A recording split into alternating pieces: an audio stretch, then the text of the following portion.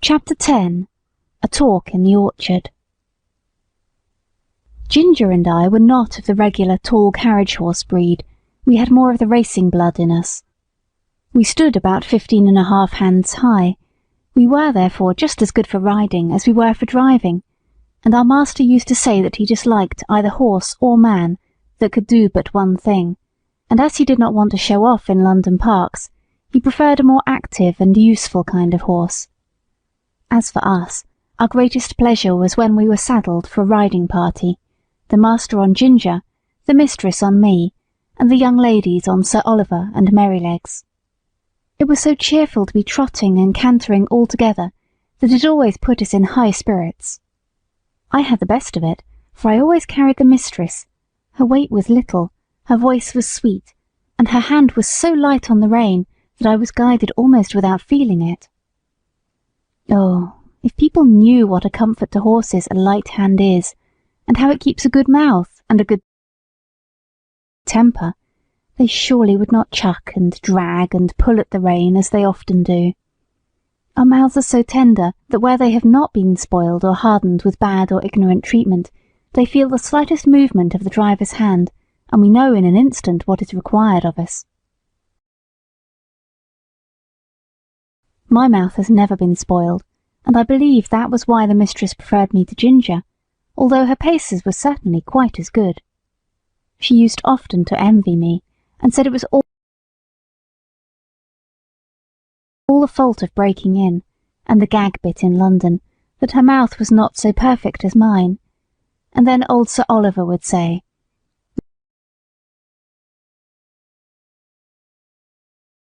"There, there, don't vex yourself. You have the greatest honour.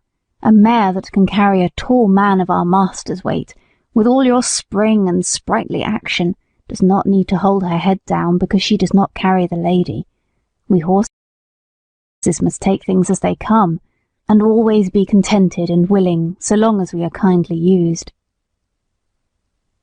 I had often wondered how it was that Sir Oliver had such a very short tail. It was really only 6 or 7 inches long, with a tassel of hair hanging from it, and on one of our holidays in the orchard I ventured to ask him by what accident it was that he had lost his tail.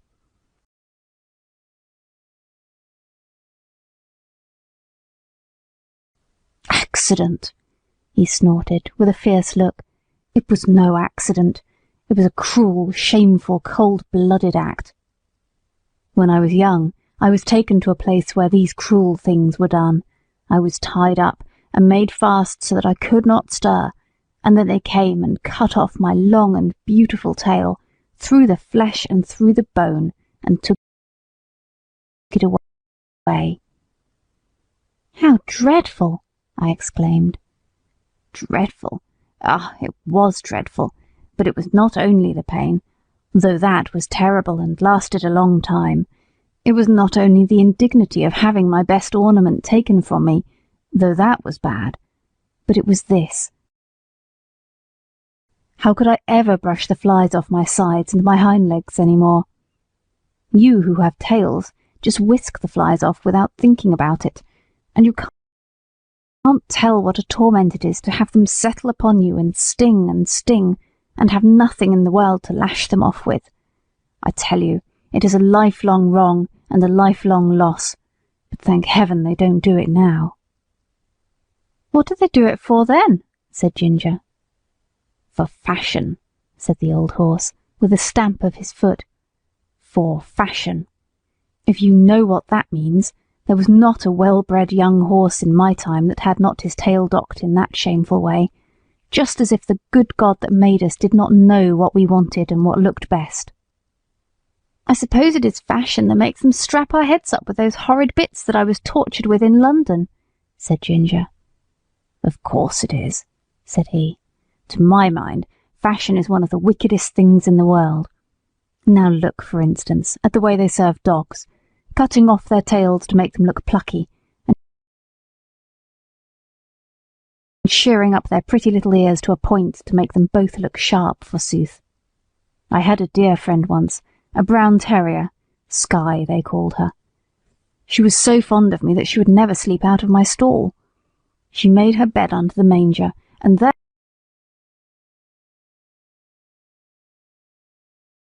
there she had a litter of 5 as pretty little puppies as need be.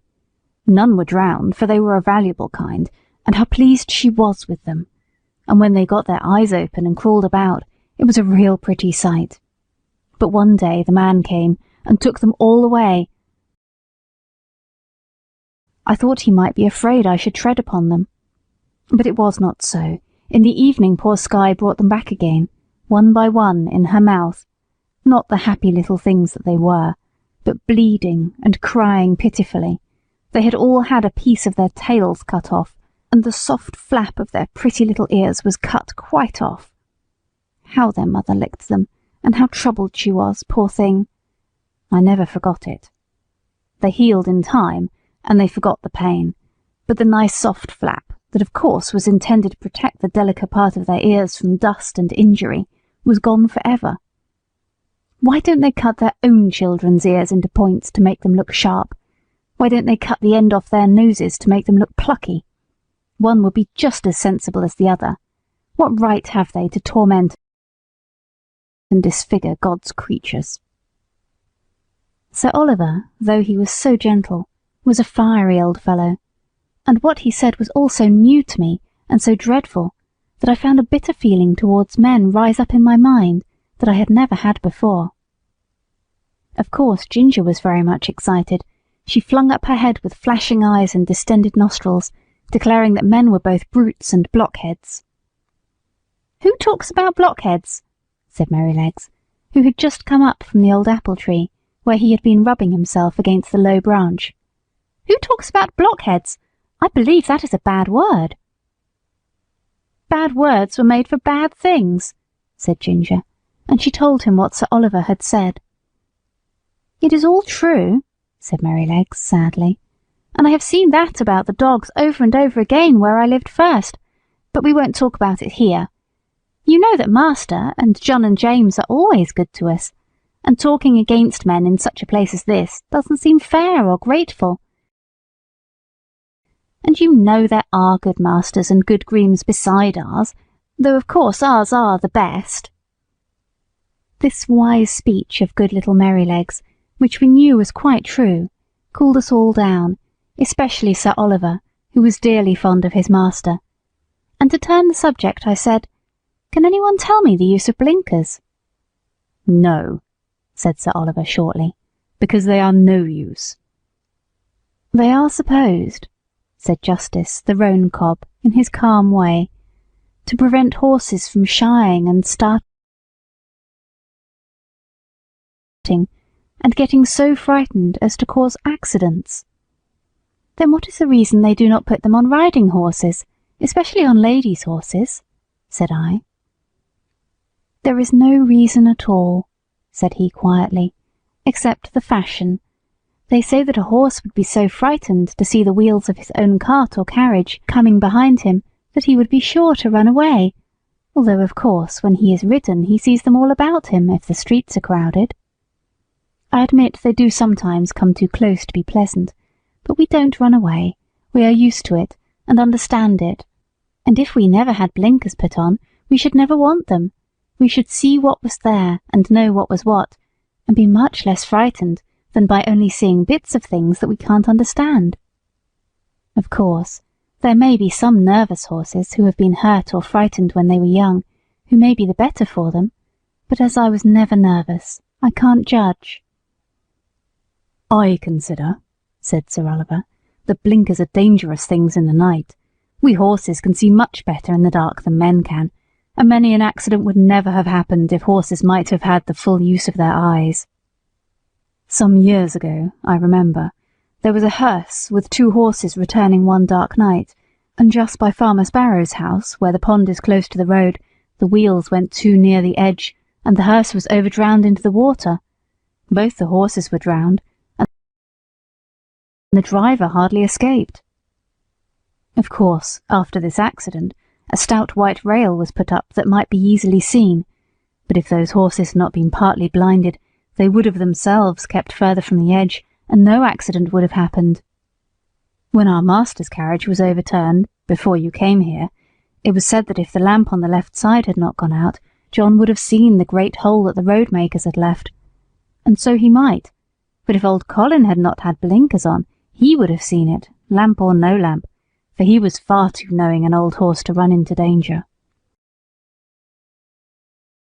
As it was, he was very much hurt. The carriage was broken, and how John escaped nobody knew. "I should say," said Ginger, curling her nostril, "that these men, who are so wise, had better give orders that in the future all foals should be born with their eyes set just in the middle of their foreheads, instead of on the side. They always think they can improve upon nature and mend what God has made."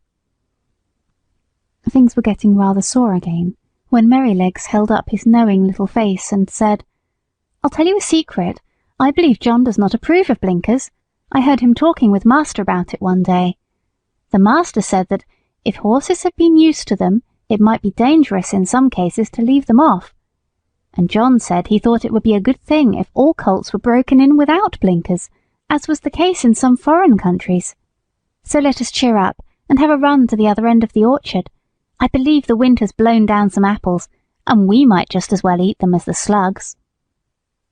Merrylegs could not be resisted, so we broke off our long conversation and got up our spirits by munching some very sweet apples, which lay scattered on the grass. End of Chapter 10.